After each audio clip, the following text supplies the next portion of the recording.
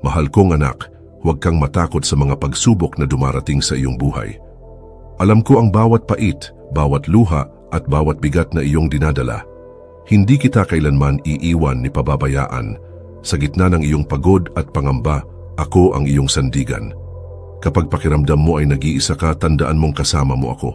Kapag hindi mo na alam ang gagawin, ibigay mo sa akin ang iyong mga alalahanin. Ang aking pagmamahal ay hindi nagbabago, hindi nababawasan at hindi nawawala. Lumapit ka sa akin, anak. Pahinga ka sa aking piling. Ang mundo ay puno ng ingay at kaguluhan, ngunit sa akin, makakahanap ka ng kapayapaan.